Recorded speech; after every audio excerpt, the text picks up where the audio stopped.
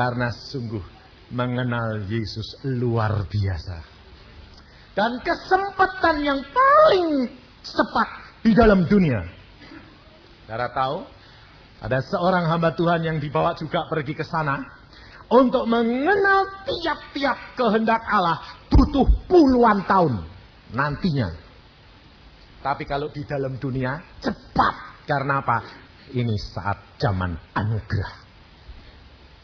Tapi bagaimana caranya mengenal Yesus? Nah ini masalahnya. Ya enggak? Kepengen enggak? Pengen enggak? Pengen kenal Yesus? Perhatiin Bapak tadi. Ya kenal Yesus melalui apa? Digebuki. Sekarang tak tanya, kepengen? Enggak berani. Saudara tahu, saudara mengenal Yesus harus mengalami peristiwa. Masalah. Kalau engkau tidak punya masalah, tidak bakal kenal Yesus. Betul enggak? Lah ya kok takut? Nah, Bapak tadi wong dia menghina Tuhan kok ya digebuki sama orang lain. Nah iya.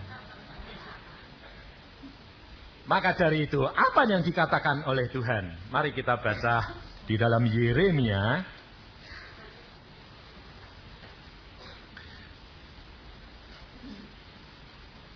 Yeremia pasal yang ke-9 ayat 24. Kitab Yeremia. Ayo, nyari Yeremia saja masih bingung dah.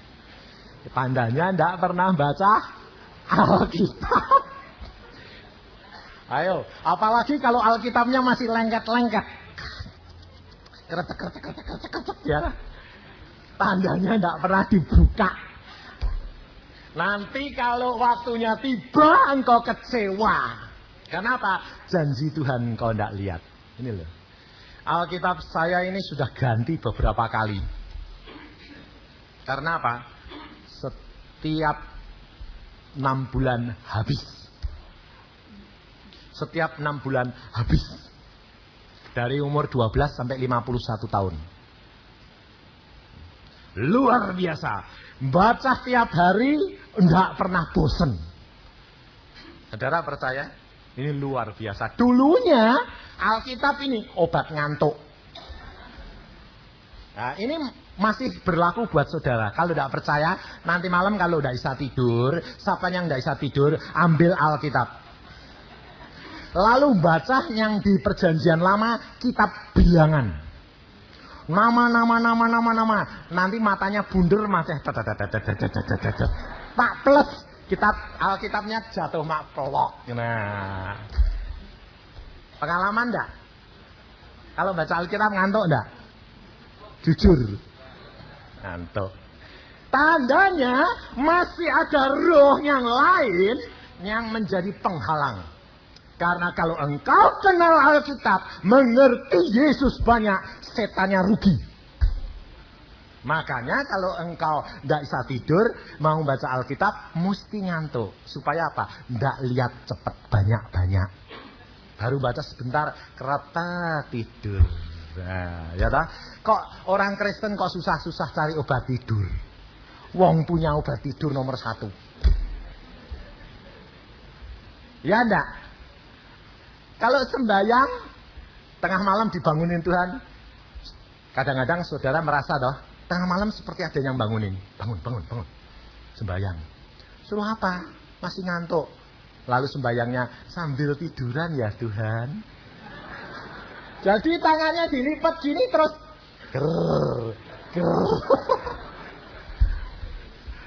Oh, ini saya bilang gitu kenapa? Pengalaman. Dulu saya ya begitu. Maka dari itu saudara, tidak usah khawatir, turut Tuhan perlu pemrosesan.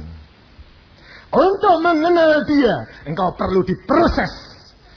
Kau tidak akan kenal anakmu, sifat dan perangai, kalau engkau tidak pernah mengalami kekecewaan dengan anakmu. Konflik, baru tahu, anakku ternyata kok kerasnya kayak bapak. Ya tak? Dulunya asal anak itu nurut, ya pak, ya mah, Engkau tahu sifatnya? Tidak. Suatu saat sudah besar, jatuh cinta. Bapaknya bilang, nak pergi ke sana. Wah Pak, maaf ya Pak, tidak bisa, saya mau ke sini. Loh, kenapa? Aku janjian jam segini kok. Sebentar saja ini lebih penting. Ya lebih penting itu toh Pak, wong calon. Kapok kamu nanti, orang tua-tua barusan merasa, belum aku belum tua saja kok sudah tidak mau disuruh ya. Loh, lah kamu dulu muda ya bikin sakit orang tua kok. Nah, bayar harganya. Maka dari itu kita harus tahu mengalami pengalaman pribadi dengan Yesus, maka engkau akan mengenal watak dan sifat Yesus. Firman Tuhan berkata begini di dalam Yeremia 9 ayat 24. Tetapi siapa yang mau bermegah, baiklah bermegah karena yang berikut. Bahwa ia memahami dan mengenal aku. Bahwa akulah Tuhan yang menunjukkan kasih setia, keadilan dan kebenaran di bumi. Sungguh semuanya itu kusukai, demikian firman Tuhan. Tuhan paling suka kalau engkau bermegah, engkau bangga mengenal siapa? Allahmu yang Allah yang hidup. Saya dulu tidak tahu firman ini, tak baca puluhan kali tidak tahu. Tapi saya dari kecil dididik Tuhan, dari umur 12 berbicara, mendengar, mimpi, mendapat penglihatan, sampai dibawa ke Firdaus. Saudara tahu, saya bangga sekali. Satu saat saya dengar khotbah ini. Khotbah hamba Tuhan. Kalau kamu mengalami pengalaman, tidak perlu ditonjolkan. Tidak perlu bermegah-megah. Saya down, blek kayak orang dibanting. Saya dibanting terus saya nangis di bawah Tuhan. Tuhan, aku padahal merasa aku seneng luar biasa. Aku megah kalau aku dapat bermegah, kalau aku mengenal Engkau. Aku ketemu Engkau. Aku menangis di bawah kakimu karena aku seneng ketemu Engkau. Aku rindu setiap kali ketemu Engkau seperti seorang pacar. Saya bilang. Sekarang aku tidak boleh ngomong. Suruh diem, tidak boleh nonjolin, tidak boleh menceritakan. Lalu langsung dia berbicara. Baca Yeremia 9 ayat 24. Saya baca, wah ya kok Tuhan malah seneng ya kalau saya kenal dia. Wah, hamba Tuhan tuh belum ngalami itu. Langsung saya bangkit lagi, saudara tahu. Dan pada satu saat jam 3 saya sedang berdoa sendiri. Berdoa jam 3, saudara tahu. Jam 3 siang, sendirian dalam kamar itu. Saya leleh-leleh gini, saya tiduran, saya bilang, Tuhan, Engkau kok baik ya. Langsung saya dengar suara. Yusa, saya kaget. Siapa yang manggil-manggil saya? Saya keluar. Tidak ada orang. Masuk lagi. Yusa, saya tidak tahu kalau Tuhan itu sudah ada di kamar. Anda tidak? Saudara tahu. Terus saya, suara Tuhan. Terus saya bertelut. Tuhan, hamba mendengar. Dia berkata apa? Yusa, aku menyayangi engkau. Dan saudara tahu, dia hadir, saya dilus-lus. Aku sayang engkau, Yusa. Saya kalau teringat itu, saya tidak dapat menahan air mata saya. Sebab apa? Dia lebih daripada seorang ibu. Dia lebih daripada seorang kekasih. Dia lebih daripada seorang ayah. Luar biasa. Dia meraba, menjamah. Dia pakai tubuh baru, daging yang baru. Dia meraba, dan saya mengenal dia. Ada seorang istri hamba Tuhan. Kalau tidak percaya boleh tanya di Ungaran. Dia pada waktu saya khotbah begini, dia ngomong begini. Pak Yusa itu kan bohong. Wong Tuhan kok sampai mau datang ngerabah-ngerabah. Saya orangnya ini memang cospleng. Istri, wah tapi galak itu Pak. Dia bilang, bohong. Nah, saya bilang Tuhan, tolong si Tuhan, engkau jamah dia. Satu saat, dia anaknya sakit. Dia sengsara sekali karena berdoa untuk anaknya yang sakit. Dia masuk ke dalam satu goa di Taman Getsemani dengan suaminya, berdoa sungguh-sungguh. Tuhan hadir, jamah dia. Dia berkata, Tuhan, ini siapa yang megang tanganku? Aku. Engkau tidak percaya kalau aku datang dan menjamah? Nangis dia. Dia berkata, lalu ketemu lagi sama saya.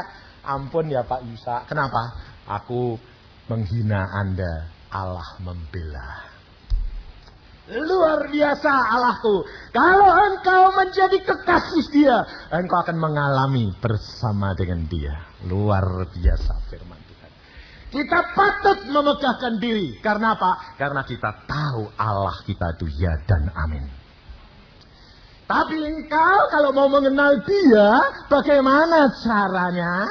Harus mengalami. Sonder mengalami, tidak engkau akan kenal. Ngalami apa? Kalau ngalami yang enak-enak, yang dikepingini apa? Lu ngalami yang enak-enak gitu loh Tuhan. Bawa ke Firdaus, jalan-jalan. Mau enggak? Mau. Ya toh, caranya gitu. Tuhan bukan begitu, saudara. Dia memberikan pengalaman kepada saya dari kecil. Saudara jangan kira bahwa saya itu hidupnya enak. Jatuh bangun diproses Tuhan sampai rasanya gepeng. Untuk mengenal dia luar biasa. Maut, ekonomi, maupun sakit penyakit apa saja. Dan saya suruh ngalami secara pribadi. Apa saja. Tapi justru di situ saya kenal pribadi dia. Luar biasa. Mari kita baca di dalam Markus pasal yang keempat. Kita akan belajar di dalam Markus pasal 4 ayat 35. Mulai. Supaya saudara mulai saat ini, saudara tidak akan takut menghadapi dunia ini. Apapun boleh melanda Anda. Untuk engkau dapat lebih mengenal Yesus. Markus 4 ayat 35. Firman Tuhan ini sudah banyak dikupas, tapi kita akan dengar dan pengalaman bersama dengan dia. Langkah demi langkah, perhatikan. Pada hari itu, waktu hari sudah petang, Yesus berkata kepada mereka, marilah kita bertolak ke seberang. Mereka meninggalkan orang banyak itu lalu bertolak dan membawa Yesus beserta dengan mereka dalam perahu di mana Yesus telah duduk dan perahu-perahu lain juga menyertai dia. Lalu mengamuklah taufan yang sangat dahsyat dan ombak menyembur masuk ke dalam perahu sehingga perahu itu mulai penuh dengan air. Pada waktu itu Yesus sedang tidur di buritan di sebuah tilam. Maka murid-muridnya membangunkan dia dan berkata kepadanya, Guru, engkau tidak peduli kalau kita binasa? Ia pun bangun menghardik angin itu dan berkata kepada danau itu, diam, tenanglah. Lalu angin itu reda dan danau itu menjadi teduh sekali. Lalu ia berkata kepada mereka, mengapa kamu begitu takut? Mengapa kamu tidak percaya? Mereka menjadi sangat takut dan berkata seorang kepada yang lain, siapa gerangan orang ini sehingga angin dan danau pun taat kepadanya? Kalau saudara perhatikan, murid-murid Tuhan Yesus sendiri di dalam ayat yang terakhir berkata apa? Siapa orang ini? Dia kenal Yesus enggak? Hah? Dia tahu, dia ikut, tapi dia belum banyak mengenal Yesus. Betul tak? Engkau berapa tahun ikut Yesus?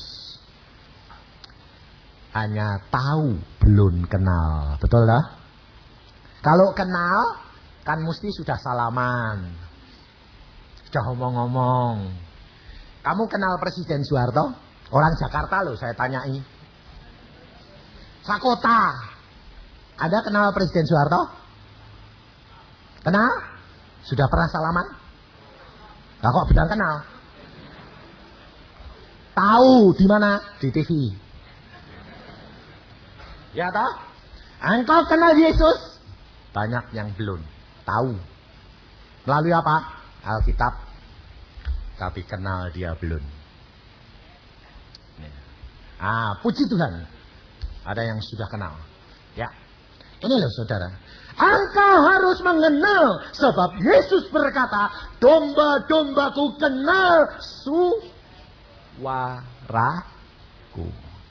Kalau engkau tidak kenal suara dia, engkau akan kacau. Domba-dombaku kenal suaraku. Dan aku mengenal domba-dombaku. Allah kita adalah Allah yang luar biasa. Yesus mau mengajak murid-muridnya ke seberang. Apa itu? Yesus sudah tahu enggak kalau bakal ada angin ribut? Hah? Tahu. Kenapa malah sengaja? Sebab dia mau mengenalkan siapa dia. Ini saudara.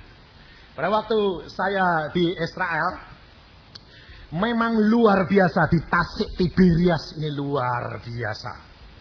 Bagus, luar biasa. Danaunya itu luas dan bagus sekali. Tapi di tengah-tengah itu danau, semua pinggirnya itu gunung.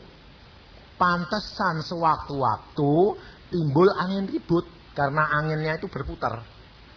Dan pada waktu Tuhan menyeberang, Tuhan di bukit. Di seberang sana rumahnya Petrus. Sana. Nah, saya juga ngeliwati. Oh, rumahnya Petrus di sana. Yuk nyebrang, naik perahu, nyebrang. Wah, senangnya luar biasa. Sebabnya apa? Tuhan, aku kok boleh ngalami. Indahnya bersama dengan Yesus. Padahal saya ini tidak kepengen loh. Yusuf Roni itu minta saya dan ngajak saya 3 kali. Kalau saudara diajak Yusuf Roni mau enggak? Mau. Ada diajak, saya kepengen turut kok. Saya diajak 3 kali. Sampai dia bilang gini. Sebab Yusuf Roni itu kalau manggil saya Jongos. Saya kalau manggil dia Kacung. Dia bilang. Dia kalau telepon, halo Kacung. Halo Jongos. Halo Kacung. Saya bilang. Saya orangnya enggak peduli. Dia yang ngajak. 3 kali. Kalau enggak percaya tanya. Dia bilang, ayo Pak Yusa pergi Israel. Yang ngajak kamu atau bos? Saya bilang. Kalau bos di sana berkata, Yusa berangkat. Saya berangkat, gak usah mbak ajak. Gak usah bayar. Aku gak kepengen mbak bayari. Bosku lebih kaya. Orang kok seperti kamu. Kenapa? Kalau gak diperintah dari atas kok gak mau. Ya, saya bilang. Saya bergantung sama dia, bukan bergantung sama manusia. Alkitab berkata, kalau orang bergantung pada manusia, terkutuk. Loh, betul enggak? Tapi saudara kerap kali gantung sama siapa? Ayo, contohnya saya kasih tahu. Kalau punya kesulitan atau sakit, Anda bertelut sendiri gantung Yesus atau bisik-bisik pergi ke hamba Tuhan cari supaya didoakan. Ayo, lari kemana? Hamba Tuhan toh. Kalau enggak ke dokter toh. Siapa toh hamba Tuhan itu? Manusia. Kenapa? Tuhan Yesusnya enggak kelihatan kok Pak Yusa. Loh, betul enggak? Ini loh saudara. Belajar mulai pribadi dengan Yesus. Praktekkan firman Allah. Engkau akan melihat Allahmu luar biasa. Justru kalau kamu kejepit, gak ada yang mau nolong, itu malah beneran. Sebabnya engkau teriak sama Yesus, Yesus tidak tahan hatinya karena dia melihat hati yang hancur. Dan dia pasti pintu surga terbuka. Luar biasa Allah. Murid-murid diajak naik ke perahu, Tuhan Yesus tahu. Kenapa? Murid-muridnya itu masih sombong. Dia nelayan, Yesus tukang kayu.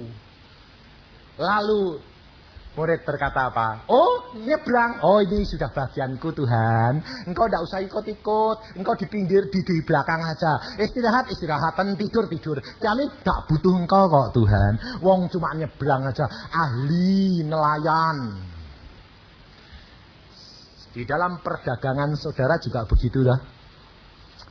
Kalau sedang semuanya lancar, oh ini cuan, oh ini pasti untung. Sembayangnya, terima kasih Tuhan. Oh beres semuanya, betul enggak? Enggak tahunya sampai di sana, orang yang manis-manis malah nipu, enggak bayar, kapok. Kalau sudah enggak bayar baru, Tuhan.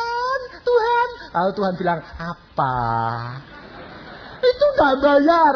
Loh, yang enggak bayar itu kan urusanmu atau kok urusanku? Lah kalau enggak bayar kok Tuhan. Lah kalau bayar kok enggak pernah terima kasih Tuhan. Betul enggak? Ini loh, sekarang ini hamba Tuhan di sini. Saya ya hamba Tuhan. Hamba Tuhan itu sebetulnya apa toh? Tong sampah. Kalau ada problem larinya ke hamba Tuhan. Kalau untung besar, nggak pernah lari ke hamba Tuhan. Loh, terus terang jujur, betul nggak? Untung hamba Tuhan tuh tong sampah itu pantatnya bocor. Kalau ndak kebusuan lalu jadi sakit-sakitan. Untungnya terima kasih Tuhan, langsung disalurke, sudah di kayu salib. Ini loh saudara. Yesus mengajak murid-muridnya menyeberang. Yesus tahu nanti sebentar lagi ada angin ribut. Lah, coba atasi ya. Lalu pada waktu mereka menyeberang, Yesus tidur di buritan. Mana ada orang tidur, ada angin ribut, ombaknya air masuk ke perahu, kok tetap tidur. Ada orang gitu. Itu tidur mati itu. Yesus tidak pernah tertidur. Yesus tahu ombak kayak begitu, angin kayak begitu. Yesus diam. Karena apa? Karena Yesus mau mengajar murid-muridnya. Yesus tahu murid-muridnya masih keakuannya besar, masih merasa mampu dalam segala perkara. Maka Yesus biarkan berjalan. Saudara tahu, saya diajar Tuhan luar biasa dari mulai kecil. Pada waktu saya mau ujian Propadus dari seorang dokter gigi, saya berdoa, Tuhan, aku ini asal tentamen kok tidak dapat bagian sih Tuhan. Kenapa? Zaman saya itu mahasiswanya 2000 orang. Lalu kalau tentamen di lotre, bolehnya yang turut tentamen cuma 150 orang. Setiap kali ngambil lotre, nggak dapat. Lah saya kan nggak jadi nggak ujian-ujian. Kalau mau ujian semua boleh, harus ditempuh seluruh pelajaran dan lisan. Nah, kan macet nanti. Oh itu dosennya killer semua zaman saya, kayak dewa. Sebab saya pernah ngalami, saya mau ketemu dosen, saya ketok. Dok. Nggak dijawab. Sampai lama, tok. Nggak, tak denger ke, nggak ada. Tok. Denger ke, nggak ada. Lah pikir saya kan saya yang nggak denger toh. Saya dorong masuk, beleng. Sampai di depan dia, profesornya bilang, mau apa? Prof, saya kan sudah ketok pintu. Saya belum merintah kamu masuk. Sudah lama itu Prof. Biar lama kamu yang berkuasa atau saya. Lah saya mau tentamen Prof. Bilang apa? Tunggu 3 bulan. Kenapa Prof? Karena kamu lancang masuk. Itu zaman saya. Saudara tahu sekolah? Makanya yang jadi dokter atau cuma 10% dari seluruhnya. Tidak lebih dari 10%. Dosennya itu kayak dewa. Dan pada waktu itu saya ambil lotre tidak dapat. Akhirnya sampai 2 tahun Propadus. Lah kan saya teriak sama Tuhan, Tuhan, yang suruh sekolah engkau kok. Sekarang ini aku enggak lotre, enggak dapat lagi bagaimana? Kan aku enggak ujian. Lalu Tuhan bilang apa? Saudara tahu? Ujian. Tempuh semua. Iya. Hah? Wah, ya mau tak Tuhan? Bersama dengan aku, tidak usah takut. Saudara tahu? Seluruh mahasiswa yang ujian cuma orang 2 gelintir yang berani nempuh seluruh fak. Teman saya yang satu sekarang jadi dokter di Kudus. Dia jatuh, seluruh fak jatuh setahun. Ngulang. Nah, saya pada waktu itu berdoa begini. Tuhan, saya mau ujian. Nurut, saya bilang. Tuhan bilang, ya. Lalu saudara tahu? Fak yang saya kuasai, saya berdoanya gini. Persis kayak murid-murid ini. Cuma murid-murid gak ngomong, saya ngomong. Saya ini orangnya plak-plak-plak-plakan. Saya sembahyang gini, Tuhan, fak ini kimia, aku sudah kuasai. Dan saya menentir teman-teman. Dalam hal ini, engkau gak usah ikut-ikut, gak apa-apa. Loh itu betul saya alami gitu. Nanti yang lain tolong ya Tuhan, yang ini gak usah. Saya sudah bisa. Saudara tahu? Mau berangkat ujian, saya berdoa. Bertelut dulu. Tuhan bilang apa? Belum nama saya pada waktu itu belum Yusa. Chongsin? Dia bilang. Karena Chong itu kuat, Sin itu percaya. Loh, lumayan loh nama saya. Kuat dalam percaya. Dan pada saat itu dia bilang, Chongsin, engkau sombong. Engkau tidak bakal lulus untuk fak ini. Saya bilang, tidak bisa dong Tuhan. Asal engkau tidak ikut-ikut. Janji. Tuhan bilang, aku berkata engkau tidak lulus. Saudara tahu? Saya berkata, asal engkau tidak ikut-ikut, pasti saya lulus. Habis. Soal itu bukunya tebelnya segini, ini apal semua. Pertanyaan 2.500 pertanyaan apal semua. Dosennya mau tanya paling-paling berapa? Saya pada waktu itu maju dengan hati yang besar. Tuhan, meskipun Tuhan ngomong gitu, saya belum percaya. Saudara tahu, diproses Tuhan. Masuk, duduk. Ya. Kalau orang berani itu kan lain toh, enggak gini tapi ya. Tanya sama dosennya. Apa ini? Oh, gampang, saya bilang. Langsung saya tahu, oh jawabannya halaman segini. Saudara tahu, mau jawab lidah ini kaku. Loh. Lidah ini kaku. Di sini tahu, tapi ini tidak bisa jawab. Dosennya bilang, ambil kertas, tulis. Saya ambil pikir saya, kaku ya, nulis bisa toh. Saya tulis. Tangan, gerak. Waduh, jadi seperti ini tuh kena lem. Waduh. Langsung dosennya bilang apa? Ini opahnya mahasiswa kalau tidur terlalu malam. Langsung pada saat itu saya diberi apa? Telur. Air mata saya turun. Nangis saya. Di luar teman-teman bilang, bagaimana? Kok nangis? Aku tahu tanyaannya. Aku tahu jawabannya. Tidak bisa jawab. Kenapa? Lidahku kaku. Nulis, tanganku kaku. Kenapa gitu? Dihukum. Ini saudara. Engkau kalau tidak mengalami kuasa Allah yang nyata, engkau tidak akan mengasihi Dia luar biasa. Saya punya pengalaman tuh aneh-aneh, antik-antik. Tapi bandelnya saya luar biasa sama Tuhan. Tak jawab bantah-bantahan terus. Lalu yang kedua, saya sudah mulai takut toh. Mulai khawatir, saya bilang, Tuhan, aku mau ujian fisika. Tolong ya Tuhan. Tuhan bilang apa? Tidak lulus lagi. Loh Tuhan, aku sudah tidak mau sombong. engkau belum jera, masih sombong. Jangan si Tuhan, tidak lulus. Tetap tidak lulus. 2 fak sudah, padahal faknya 9. Jatuh 2 berarti sudah 1 bulan.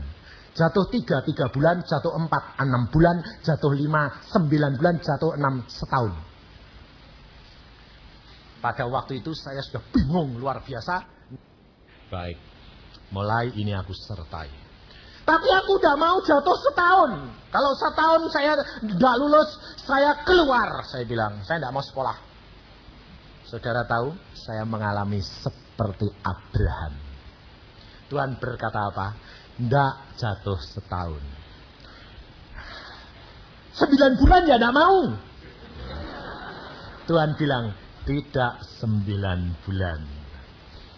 Nah, karena saya tahu bahwa hati dia sudah, omongnya itu jelas. Omongnya itu kalau saudara ketemu seorang ngomong marah, seneng sama tawar, tahu toh nadanya, tahu toh.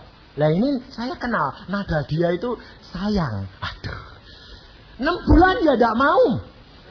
Terus dia bilang, enggak 6 bulan. Sekali lagi ya Tuhan. Sekali tok baik. Apa? 3 bulan ya enggak mau ya Tuhan. Tak rayu saat itu. Dia bilang apa? Ya, kamu jatuh 1 bulan. Hanya 2 fak itu. Yang lainnya kamu lulus. Padahal fak yang 7 itu belum saya kuasai. Belajarnya belum habis. Tapi karena dia sudah berjanji, saya tidak pernah bimbang. Karena dia tidak pernah bohong. Maka pada waktu saya maju ujian, modeling, jadi lisan, pada dosen insinyur Gembong namanya, Gembong. Wah galak itu Bapak. Dan diadu, zaman saya itu ujiannya diadu.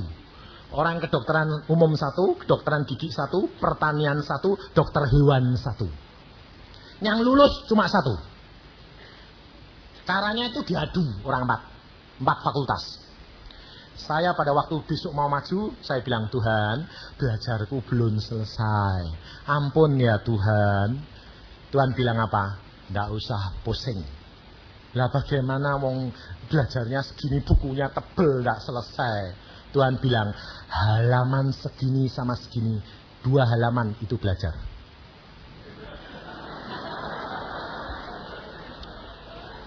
Tapi waktu saya buka, berdebar hati saya. Kenapa?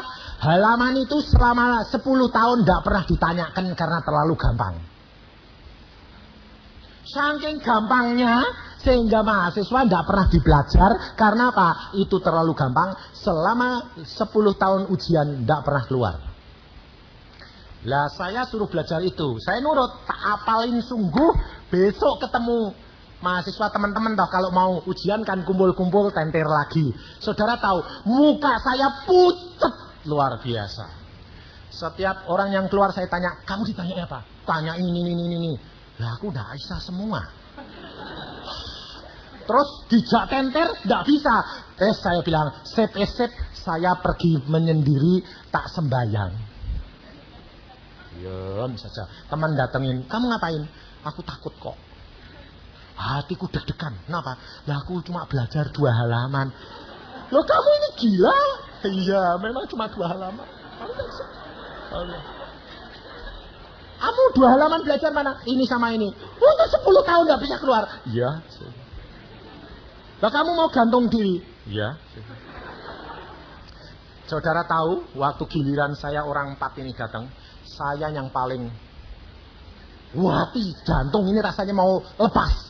Sebab pasti kena maki. Sebabnya apa? Dosennya ngerokok. Pakai fan. Jadi kalau yang nggak bisa keringetan ya. Gitu. Bayangin. Nggak setengah mati. Jadi dia sudah sedia fan kecil di sini sama. Mari masuk. Saya yang paling gini. Sebab pikir mateng saya, mati saya. Tapi pada waktu itu saya berdoa terus, Tuhan, pegangi jantungku sih Tuhan. Ini deg-degan, takut. Aku bilang gitu. Saudara tahu, demikian saya melangkah pintu dia, jantung saya dipegang Allah. Gelek, rasanya itu mantap, berhenti, yakin. Iman itu turun, gelek. Dan Tuhan berkata, engkau berjalan dengan aku. Tidak usah takut. Saya mantapnya luar biasa, saya duduk, gelek. Enggak gini, tapi ya gini. Waktu itu terus dosennya bilang apa gini, saya tahu mahasiswa yang tadi ujian semuanya itu gagal. Saya tahu kamu kelompok orang 4 ini, 4 mahasiswa 4 fakultas. 10 tahun tidak pernah ada yang belajar halaman ini dan halaman ini. Waktu itu saya ini yang lain gini, dulunya lain gini, sekarang gini, saya gini saya. Sebabnya apa? Loh itu yang tadi malam Tuhan ngomong. Saudara tahu, Allah menetapkan. Manusia boleh berusaha, Allah yang berkuasa menetapkan. Luar biasa. Dan satu demi satu ditanya, tidak ada yang bisa. Satu, tidak ada yang bisa. 10 pertanyaan saya jawab semua. Dan dosennya berkata begini, yang teman saya yang kasihan apa? Langsung dengar gitu, belum ditanyai, keringetnya sudah habis. Terus dosennya ngambil fan, panas ya. Bayangin, saya lihat kasihan luar biasa, sampai gemetar. Semuanya 0. Saya cum laude. Lalu dosennya bilang apa? Lah iya, kalau belajar itu jangan spekulasi. Saya mesem. Lah saya yang spekulasi paling banyak. Cuma belajar 2 halaman. Ya saya ya mesem. Tidak berani bohong, saya mesem. Kamu udah spekulasi, saya tidak berani, tidak berani. Ketawa karena apa? Ya wong saya yang tidak belajar kok. Engkau dosen adalah alat Tuhan. Allah kita adalah Allah yang luar biasa. Kalau saya tidak menghadapi kenyataan seperti itu, gemeter dulu, takut dulu, saya kenal Yesus enggak? Tidak. Saya kenal kuasa dia tidak? Tidak. Saudara tahu? Maka kalau engkau menghadapi pencobaan dan penggodaan, ucapkan syukur. Katakan kepada dia, terima kasih Tuhan kalau ini engkau berikan kepadaku, supaya aku tahu kuasamu untuk memberikan aku jalan keluar. Dia Allah yang luar biasa. Dengan begitu engkau akan melihat bagaimana Allahmu yang sesungguhnya. Saudara tahu. Dan ini dialami anak saya. Loh, saya itu kalau didik anak. Makanya saya kalau khotbah, saudara saya pancing. Ayo pengalaman pribadi. Anak saya, ya begitu. Pak, Papa ngalami. Aku bisa ngalami sama Tuhan. Alami. Kalau tidak ngalami, jangan jadi orang Kristen. Betul, betul. Saudara tahu, anak saya ngalami. Dia pada waktu satu saat, dia mau ujian, mau ulangan 3. Adiknya yang kecil minta ditentir, minta diajari. Dia bilang, maaf ya Sam, aku mau belajar sendiri, nanti belajar kan, ngajari Anda kan aku tidak bisa belajar. Waktu dia ngomong gitu, masuk kamar mau belajar, Tuhan berbicara kepada anak saya. Lebih berbahagia memberi daripada menerima. Kaget dia, Tuhan, aku harus ngajari anak adikku. Ajari. Rela enggak kamu dapat 0? Ya. Engkau mau enggak nurut aku? Mau. Ajari adikmu. Diajari. Keluar lagi. Sam, sini, tak ajari. Luci, nanti kan kamu enggak bisa belajar. Enggak apa-apa. Aku ambil risiko dapat 0. Karena dia perintah aku ngajari kamu. Diajari, adiknya besok ulangan bisa. Dia ulangan yang dia enggak belajar, enggak bisa. 3 soal kimia, semuanya dibuat salah. 0. Waktu dia pulang dia bilang, Pak, kimiaku bisa untuk 0, Pak. Betul-betul 0, Pak. Kenapa? Lah kemarin ngajari semi. Lah rela enggak? Rela. Tapi hatiku kok gembira, Pak. Kenapa? Aku akan lihat bagaimana cara Tuhan bertindak. Orang kalau nurut bagaimana? Ya. Lusa dikasih kembali. Dibagikan, dia kagetnya setengah mati. Enggak 0, 10. Dia ini keliru. Dan akhirnya gurunya itu nulis di papan tulis. Di kupas soal itu, disuruh nyocokin semua murid. 3 soal dicocokin, salah semuanya. Lalu gurunya bilang, sudah? Anak-anak sudah ngerti? Sudah, Pak. Sekarang saya mau masukkan angkanya. Satu-satu sebut. Bingung enggak? Dia bilang, piye nih Tuhan? Wong terang salah kok 10. Aku kalau bilang 10 bohong. Wong salah. Kalau enggak bilang, repot. Iya Tuhan, aku enggak mau bohong loh Tuhan. Lalu dia ditanya, salah 10. Jadi dia nyebut salah 10. Temannya dengar. Pak, bilang salah kok 10 Pak. Bapaknya bilang, loh memang aku itu enggak percaya kalau ada orang dapat 10. Bawa sini.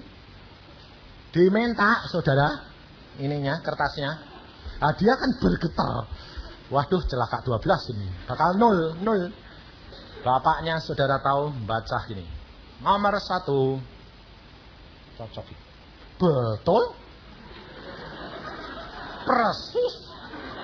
Sampai anak saya itu salah. Betul.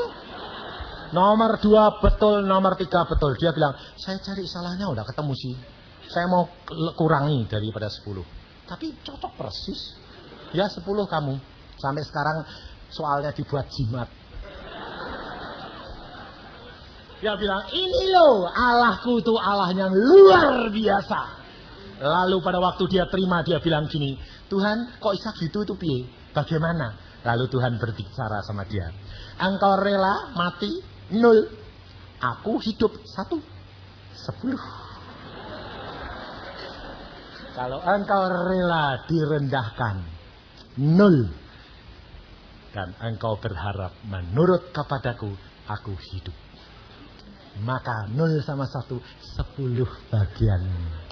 Luar biasa Allah kita.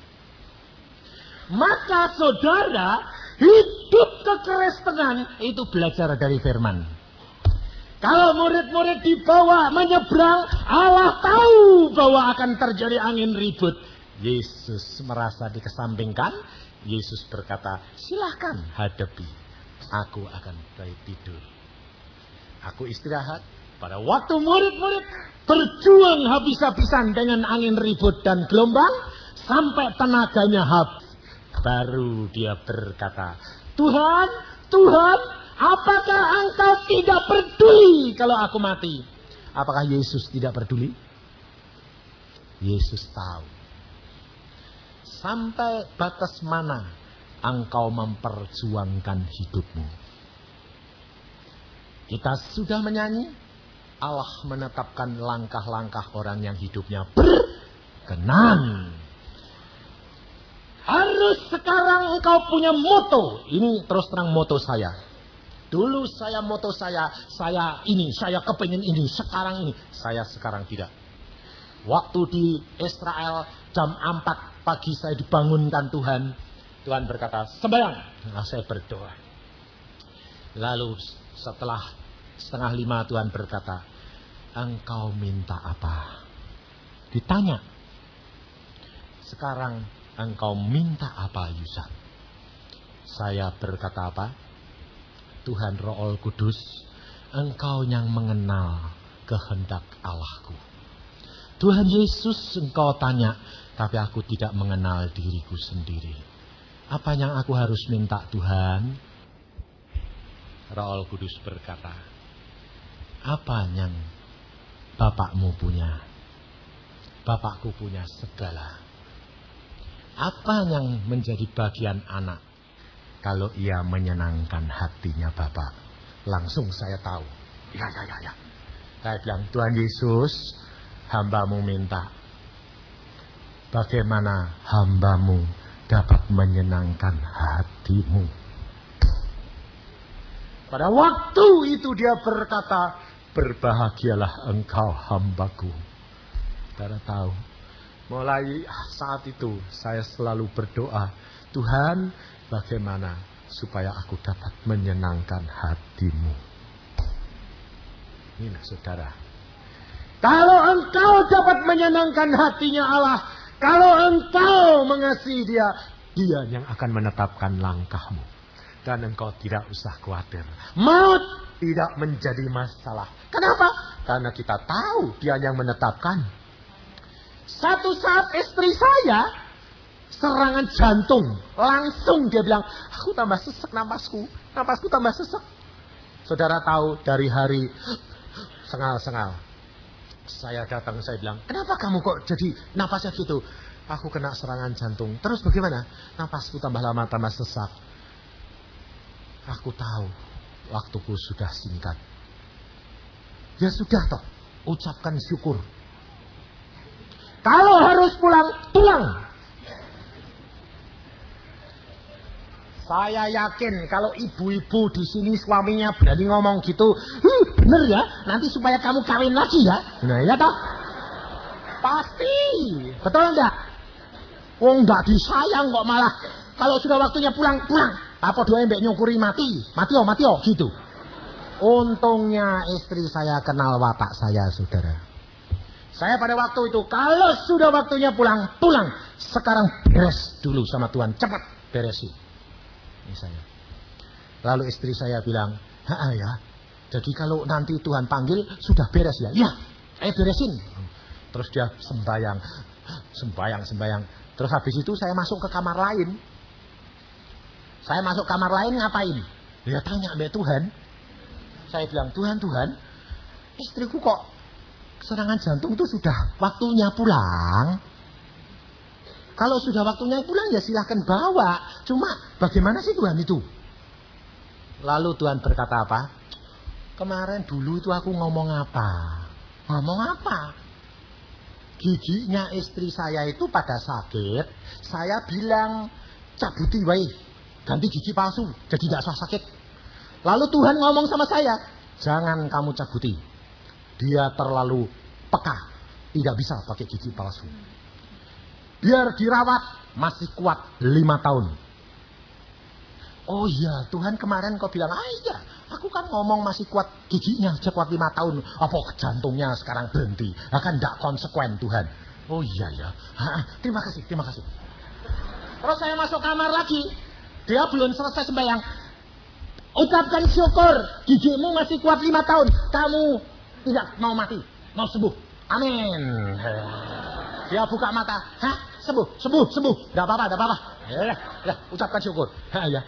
Langsung saudara tahu dia bilang, terima kasih Tuhan, kalau engkau masih tambahi aku dan tidak ambil pulang sekarang. Sembuh saat itu, sampai sekarang tidak ada apa-apa. Percaya enggak? Engkau kalau tidak mengalami sendiri, engkau tidak akan melihat kuasa Allahmu. Jadi kalau ngalami maut itu jangan pusing. Malah pusing, malah takut, malah gemeter, malah kebingungan. Itu namanya bukan orang percaya. Saudara tahu.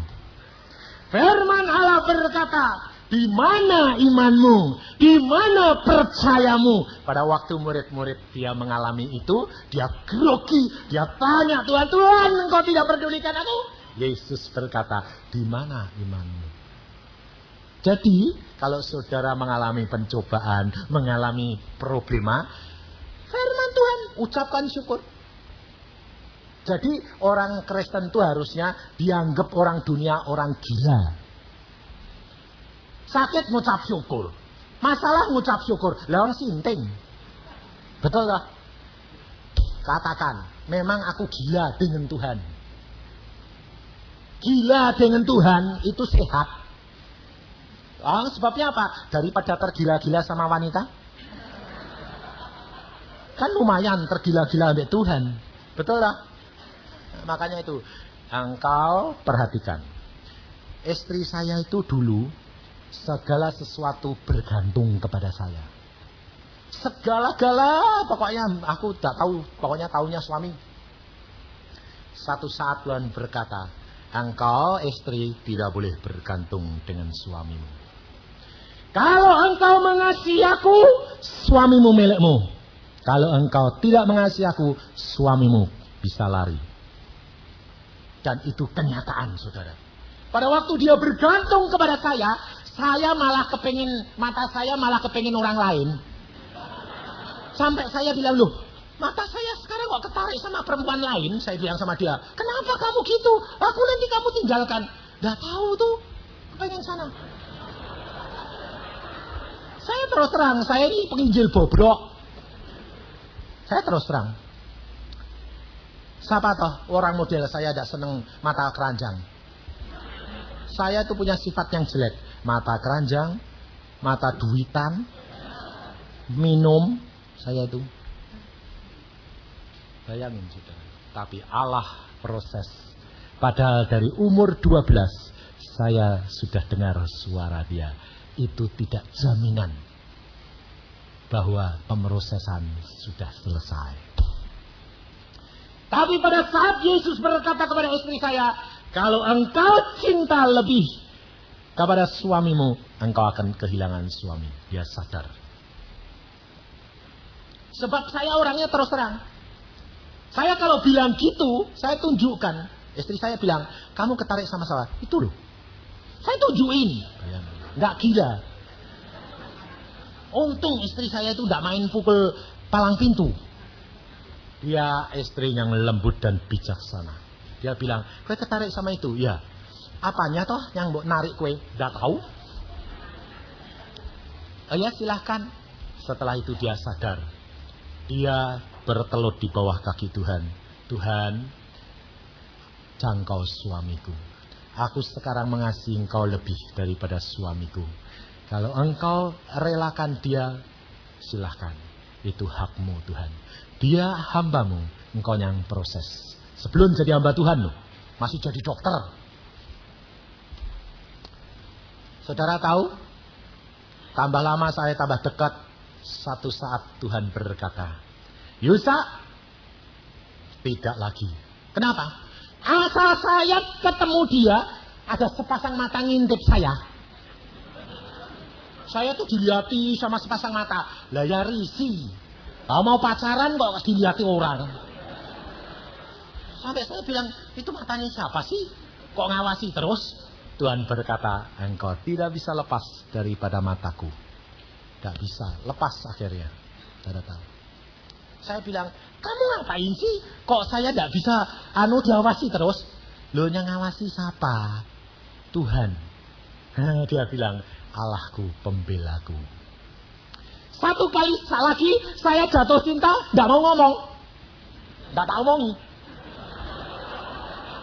Biarin. Saudara tahu? Malamnya Tuhan bicara sama istri saya. Dia gambarkan apa yang saya temui perempuan itu. Pagi-pagi dia bilang, ayo aku tahu, engkau jatuh cinta sama orang lagi. Orangnya bentuknya gini. Kamu ngomong-ngomong di sini. Wah, pongok ya. Siapa yang ngomong? Tadi malam Tuhan cerita sama saya. Terus, aku kasihan sama kamu. Aku berdoa untuk kamu. Saudara tahu? Saya ketemu lagi, hati saya diubah Tuhan. Kelak, Tuhan berkata, istrimu mengasihi engkau.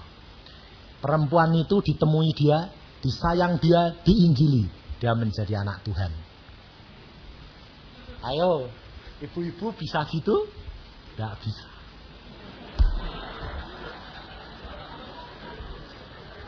Itu namanya kasih. Tapi dia memenangkan sehingga saya dipeliharakan oleh Allah.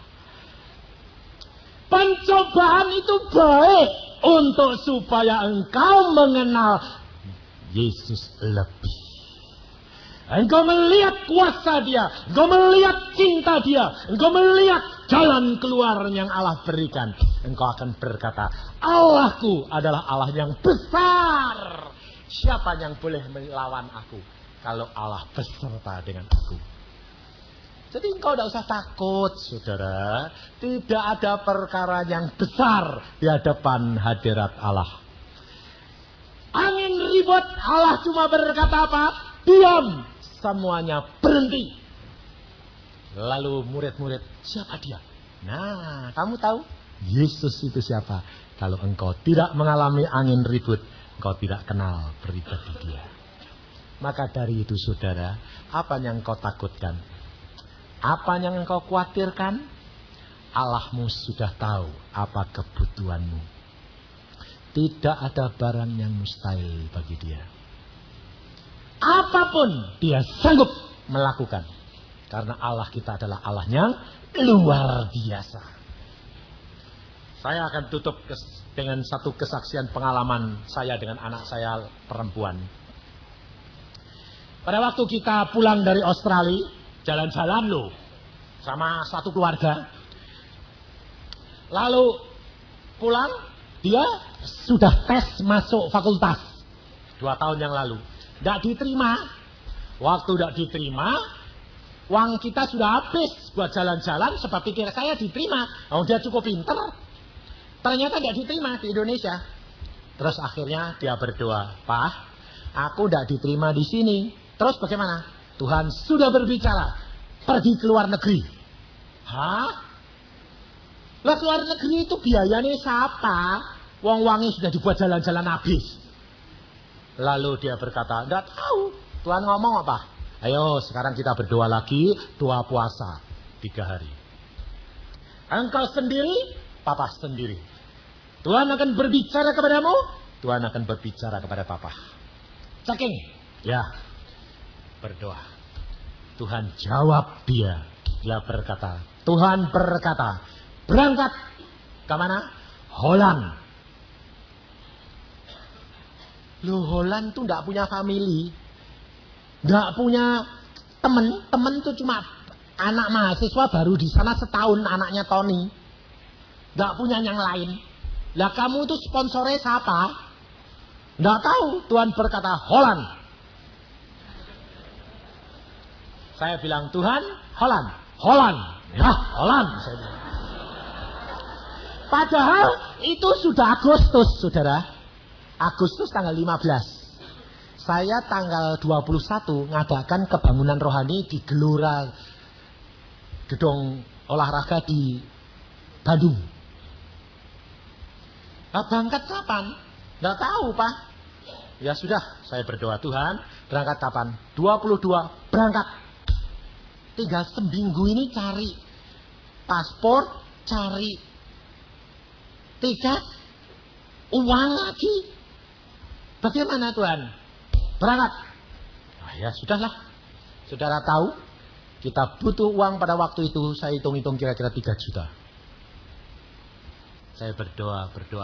Menyiapkan apa? Berdoa bukan buat ini, berdoa nyiapin kebangunan rohani. Berdoa. Tuhan ngomong, uang aku kirim. Hah? Engkau gerakkan siapa sih Tuhan? Pokoknya kamu tinggal di rumah, nanti datang.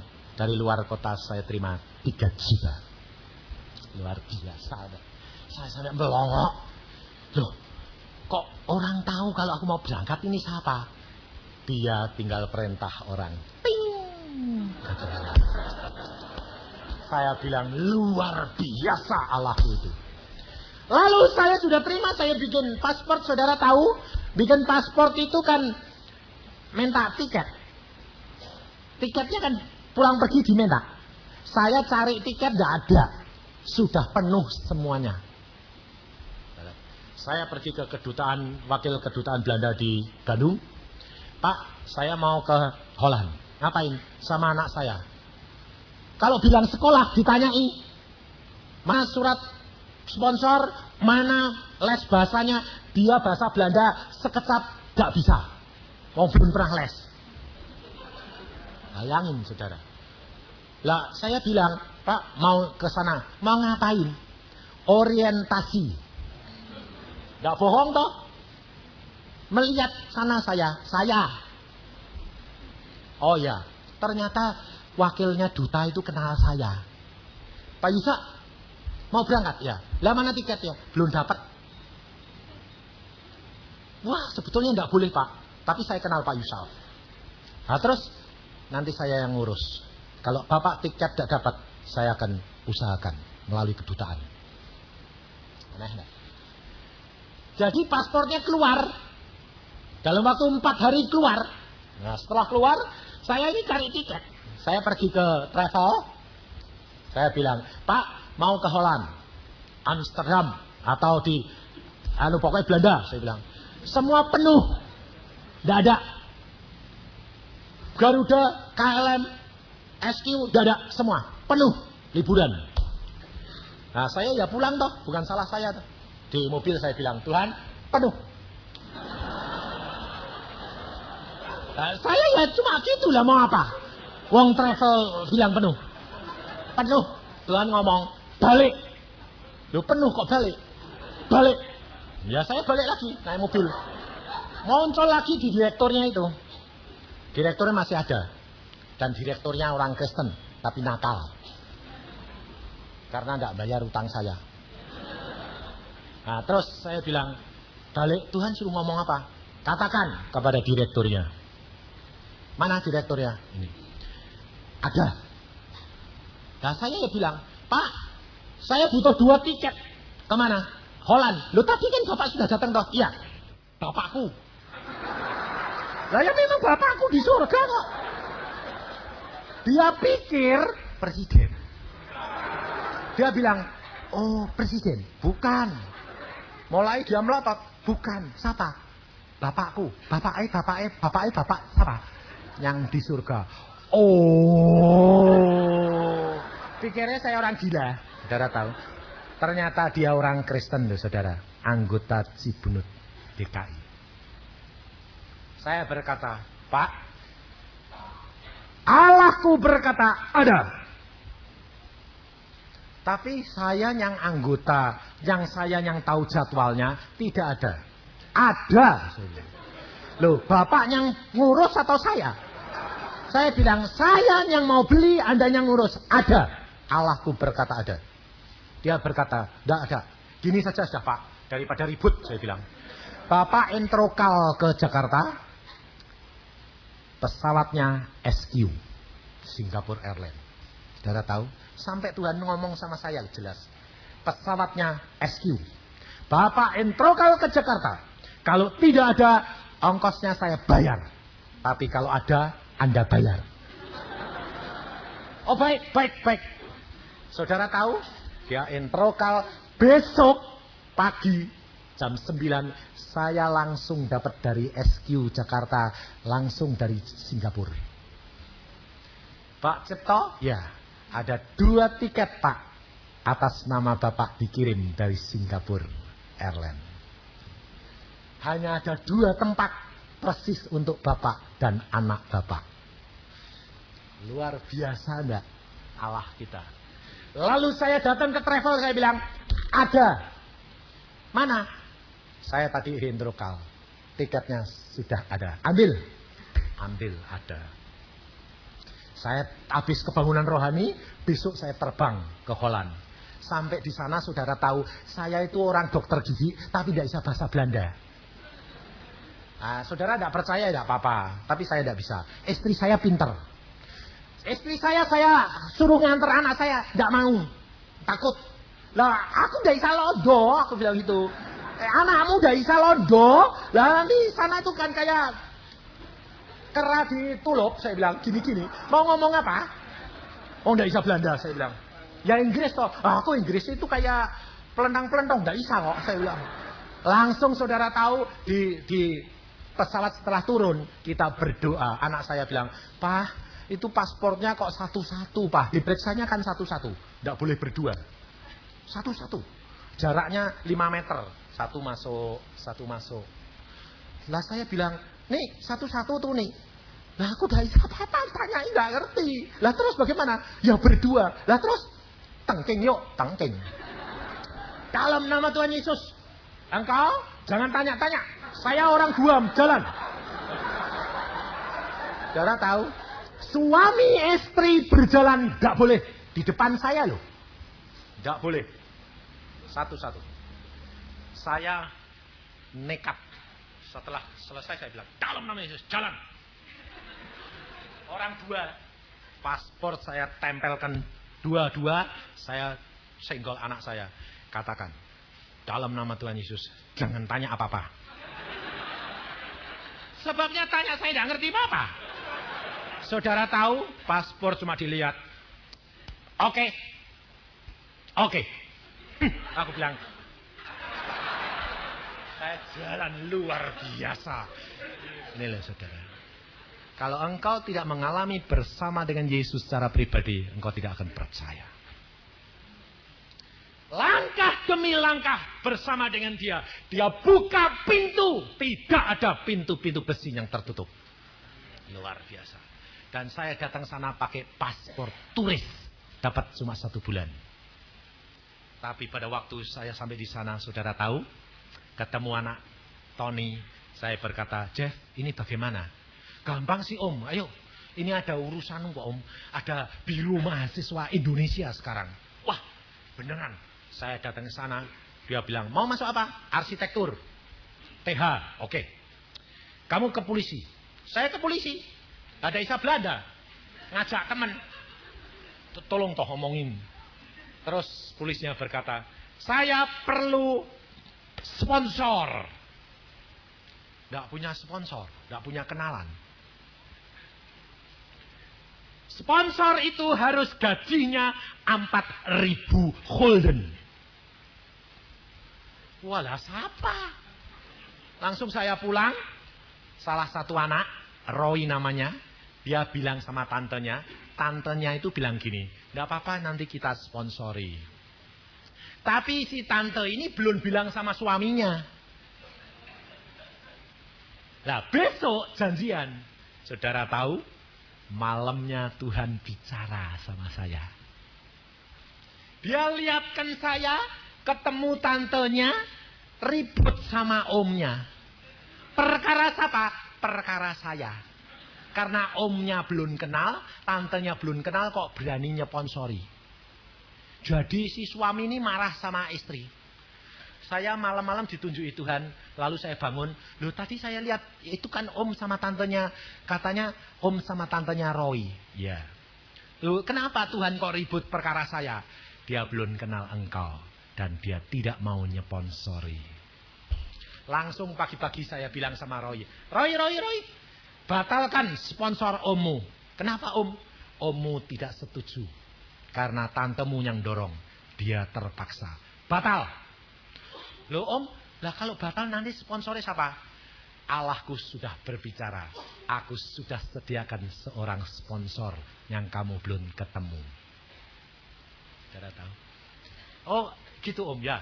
Langsung Roy telepon ke kota omnya.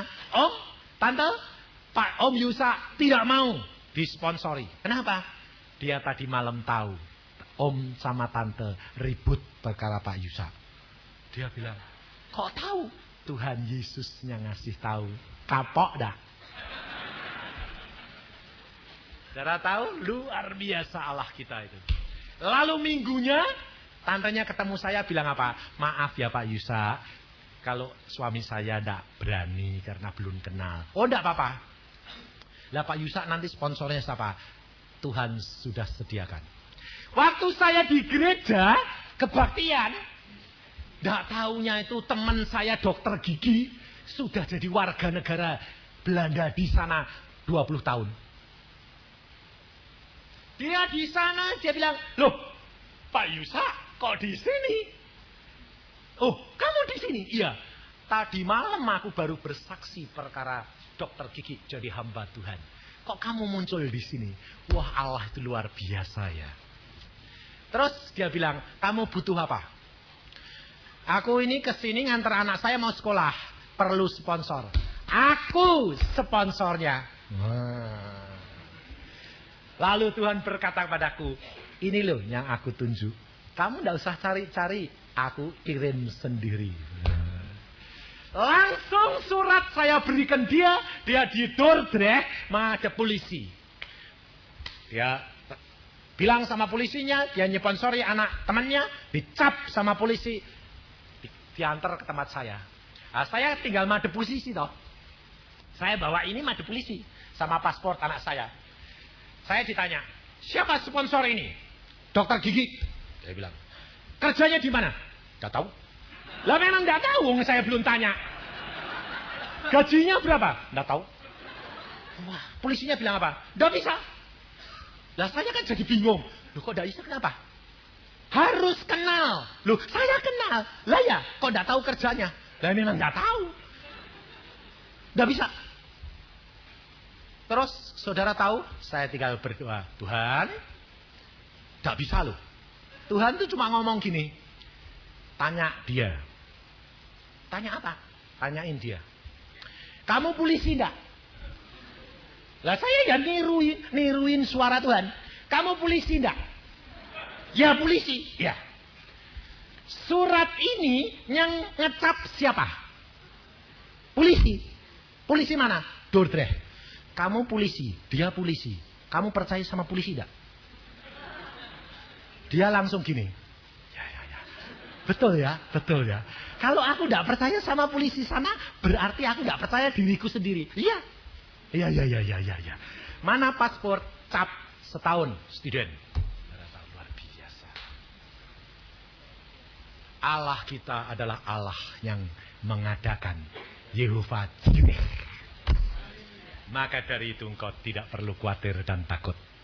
Allahmu sudah tahu segala kebutuhan dan keperluan. Dia pasti mengadakan pada waktunya yang tepat. Amin.